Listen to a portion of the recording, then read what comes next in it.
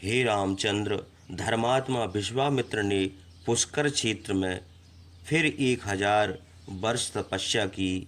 1000 वर्ष पूरे होने पर महर्षि विश्वामित्र ने यह व्रत समाप्त किया। तब भगवान ब्रह्मा तपस्या का फल देने के लिए देवताओं के साथ उनके पास आकर बोले, हे विश्वामित्र, तुम अपनी तपस्या के प्रभाव से अब ऋषि हो गए हो। यह कहकर वे देवलोक को चले गए।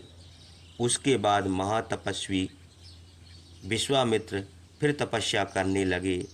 इस प्रकार बहुत दिन बीतने पर मेनका नाम की अप्सरा पुष्कर क्षेत्र में स्नान करने के लिए आई। फूलों में चमकती हुई बिजली के समान मेनका का अनुपम रूप देखकर महर्षि विश्वामित्र काम के बस हो गए। उन्होंने उससे कहा, तुम्हारा कल्याण हो, तुम हमारे आश्रम में रहो। तुमको देखकर हम काम के बस हो गए हैं, तुम हमारे ऊपर कृपा करो। विश्वामित्र के यह कहने पर मेनका उनके आश्रम पर रहने लगी। विश्वामित्र की तपस्या में यह महाविघ्न हुआ। मेनका 10 वर्ष तक उनके आश्रम में सुख से रही। उसके बाद एक दिन महर्षि विश्वामित्र को बड़ी लज्जा आई। वे अपने मन में चिंता करने लगे कि यह देवताओं की कुचाल है। देवताओं ने ही मेरी तपस्या में विघ्न डाला है। एक एक दिन रात करके यह 10 वर्ष बीत गए। काम के वशीभूत होने से ही यह विघ्न उपस्थित हुआ है।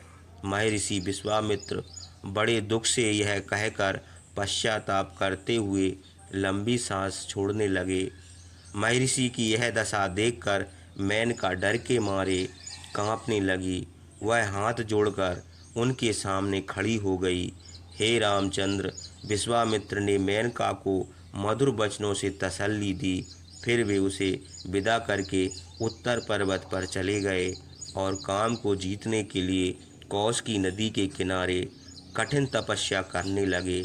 जब 1000 वर्ष तक उन्होंने इस प्रकार घोर तपस्या की, तब देवता बहुत डरे। वे ऋषियों को साथ लेकर ब्रह्मा के पास गए और उनसे कहने लगे, विश्वामित्र महर्षि होना चाहते हैं, यद्यप आप उनकी इच्छा पूरी कीजिए।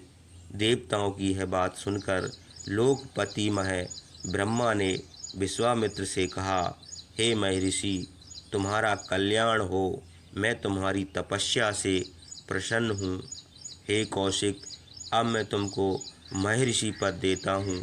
ब्रह्मा का यह वचन सुनकर विश्वामित्र ने हाथ जोड़कर कहा, मैं अपनी तपस्या के प्रभाव से ब्रह्म ऋषि होना चाहता हूँ। आपने मुझे महर्षि कहा है, इससे जान पड़ता है कि मैं जितेंद्र नहीं हूँ। ब्रह्मा ने उत्तर दिया, तुम अभी जितेंद्र नहीं हुए। यदि जितेंद्र होना चाहते हो तो इसके लिए उद्योग करो। यह कहकर ब्रह्मा देवताओं के साथ देवलोक को चले गए। महर्षि विश्वामित्र ऊपर को हाथ उठाकर केवल वायु का भक्षण करके तपस्या करने लगे। गर्मी में पंचाग्नि तापते, बरसात में खुली जगह में रहते और जाड़े में दिन रात जल में निवास करते थे। इस प्रकार 1000 वर्ष कठिन तपस्या करने पर देवता समेत देवराज इंद्र को बड़ा संताप हुआ। उन्होंने रंभा नाम की अप्सरा को विश्वामित्र का अहित और अपना हित करने की आज्ञा दी। हे रामचंद्र, इंद्र ने रंभा से कहा, हे रंभे, तुम विश्वामित्र को काम से मोहित करके देवताओं का कार्य सिद्ध करो। इंद्र की यह बात सुनकर रंभा बड़ी लज्जित हुई और हाथ जोड़कर बोली, हे देवराज, महर्षि विश्वामित्र बड़े क्रोधी हैं। वे कुपित होकर मुझे शाप अवश्य दे देंगे। हे देव, मैं इस काम से बहुत डरती हूँ, अतएव आप मुझ पर दया कीजिए। इंद्र ने डर से कांपती हुई रंभा से कहा, तुम डरो मत, तुम्हारा कल्याण हो, तुम हमारी आज्ञा मानो। हम कोयल का रूप धारण करके कामदेव के साथ तुम्हारे पास रहेंगे। विश्वामित्र के आश्रम पर बसंत ऋतु उत्पन्न हो जाएगा। तुम उस रमणीय स्थान में अपने सौंदर्य, श्रृंगार और हाव भाव से महर्षि विश्वामित्र को मोहित करो। इंद्र की यह बात सुनकर रंभा सुंदर रूप बनाकर विश्वामित्र को मोहित करने का उद्योग करने लगी। महर्षि ने कोयल का मधुर शब्द सुनकर प्रसन्न मन से रंभा को देखा। रंभा का मनोहर गाना और कोयल का मधुर शब्द सुनकर महर्षि ने समझ लिया कि यह सब इंद्र की करतूत है। उन्होंने कुपित होकर रंभा को शाप दिया, रे दुष्टे, मैं काम और क्रोध को जीतने के लिए तपस्या करता था। तूने मेरे इस काम में विघ्न डाला है, इसलिए तू शिला रूप होकर 10,000 वर्ष तक इसी स्थान पर पड़ी रहे। उसके बाद कोई महातपस्वी ब्राह्मण तेरा उद्धार करेगा। रंभा को यह शाप देकर महर्षि विश्वामित्र को क्रोध शांत फिर भी न हुआ। उनको पश्चाताप हुआ कि इसे शाप देकर हमने अपनी तपस्या छीन कर दी। रंभा तो उसी समय शिला रूप हो गई और कामदेव डर के मारे भाग गया। क्रोध की उत्तेजना से तपस्या में विघ्न देखकर विश्वामित्र के मन में बड़ी अशांति पैदा हुई। तपस्या नष्ट होने की चिंता करते हुए उन्होंने अपने मन में ठान लिया कि अब मैं किसी को शाप न दूंगा और न कभी क्रोध करूंगा अथवा 100 वर्ष तक सांस न लूंगा और इंद्रियों को जीतकर अपना शरीर सुखा दूंगा। जब तक ब्राह्मण तत्व न प्राप्त होगा तब तक भोजन त्याग कर प्राणायाम करके बहुत वर्षों तक कठिन तपस्या करता रहूँगा। इस प्रकार तपस्या करने पर भी हमारा शरीर नष्ट न होगा, यह विचार कर उन्होंने 1,000 वर्ष तक इसी नियम अनुसार तपस्या करने की प्रतिज्ञा की। हे रामचंद्र, यह निश्चय कर महर्षि विश्वामित्र उत्तर दिशा को त्याग कर पूर्व दिशा की ओर चले गए और वहां तपस्या करने लगे। उन्होंने मौन व्रत धारण करके 1,000 वर्ष तक कठिन तपस्या की। 1,000 वर्ष बीतने पर उनका शरीर काठ के समान हो गया। यद्यपि उस समय भी उनकी तपस्या में अनेक विघ्न हुए, किंतु उन्होंने क्रोध नहीं किया। 1,000 वर्ष तपस्या करने का जो दृढ़ निश्चय किया था उसे पूरा कर दिया।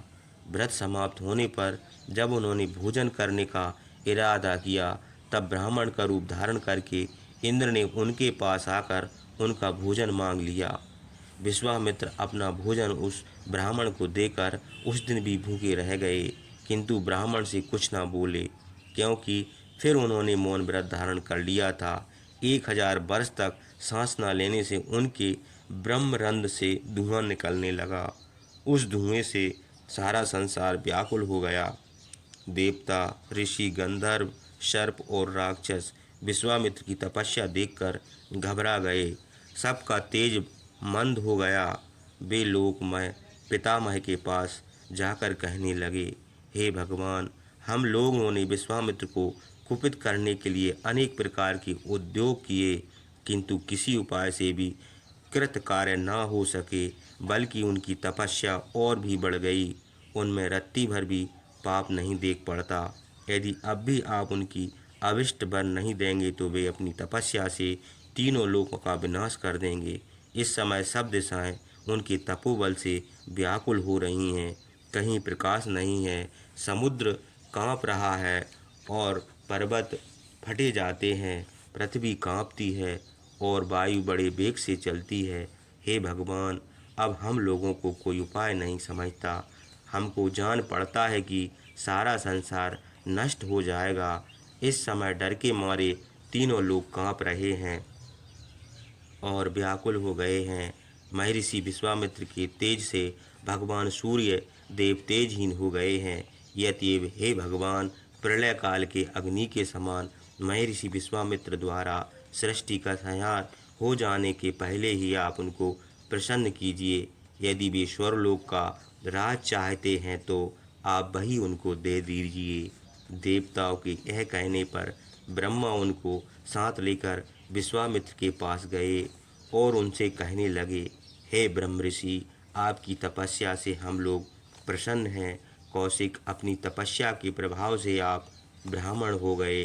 देवताओं समेत हम आपको दीर्घ आयु देते हैं। हे सोम, आपका कल्याण हो। अब आप सुखपूर्वक अपने अवश्य स्थान को जाइए। महर्षि विश्वामित्र ने देवता समेत ब्रह्मा की यह बात सुनकर प्रणाम करके उनसे कहा, यदि आप लोगों ने दया करके मुझे ब्राह्मण तत्व और दीर्घ जीवन प्रदान किया है तो ओंकार, भष्टकार और संपूर्ण वेद भी मुझे दीजिए। ब्रह्मा के पुत्र महर्षि वशिष्ठ भी मुझे ब्राह्मण कहें। यदि वशिष्ठ मुझे ब्राह्मण ना कहेंगे तो मैं फिर तपस्या करने लगूंगा। हे रामचंद्र, देवताओं की प्रार्थना करने पर महर्षि वशिष्ठ ने विश्वामित्र से मित्रता कर ली और उनसे कहा, अब आप निस्संदेह ब्रह्म ऋषि हो गए हैं। उसके बाद देवता अपने अपने स्थान को चले गए। धर्मात्मा विश्वामित्र ने ब्राह्मण तत्व प्राप्त करके महर्षि वशिष्ठ की पूजा की। इस प्रकार महर्षि विश्वामित्र सफल मनोरथ होकर पृथ्वी पर घूमने लगे। हे रामचंद्र, ये महात्मा विश्वामित्र इस प्रकार से ब्राह्मण हुए हैं। ये बड़े धर्मात्मा और तपस्या की तो साक्षात मूर्ति हैं। यह कहकर सतानंद चुप हो गए। उसके बाद राम लक्ष्मण के पास बैठे हुए राजा जनक ने हाथ जोड़कर विश्वामित्र से कहा, हे महर्षि, आज आपकी कृपा से मैं धन्य हूँ। आपने मेरे ऊपर बड़ी अनुग्रह की है, जो राम और लक्ष्मण को लेकर मेरे यज्ञ में पधारे। आपका दर्शन पाकर मैं पवित्र हो गया हूँ। आपके दर्शन से मुझे अनेक प्रकार के गुण प्राप्त हुए हैं। हे ब्राह्मण, आपकी तपस्या का वृतांत सुनकर मुझे बड़ा आश्चर्य हुआ है। रामचंद्र, लक्ष्मण और सभा में उपस्थित सब मनुष्य आपके गुणों का वर्णन सुनकर मुग्ध हो गए हैं। अधिक क्या कहूँ, जिस प्रकार आपकी तपस्या और बल अपरिमित है, वैसे ही आपके गुणों को भी अथाह है। हे भगवान, आश्चर्यजनक आपके गुणों का वर्णन सुनकर मुझे अभी संतोष नहीं हुआ है, किंतु अब सूर्य अस्त हो रहा है और संध्योपासना का समय आ गया है। कल प्रातःकाल फिर आपका दर्शन करूँगा। अब आप विश्राम कीजिए और मुझे जाने की आज्ञा दीजिए। राजा जनक की यह बात सुनकर महर्षि विश्वामित्र ने उनकी बड़ी प्रशंसा की और बड़े हर्ष से उनको विदा किया। राजा जनक अपने पुरोहित और बंधु बांधवों सहित विश्वामित्र की प्रदक्षिणा करके अपने घर को गए। धर्मात्मा विश्वामित्र महर्षियों द्वारा पूजित होकर राम और लक्ष्मण समेत वहाँ ठहरे।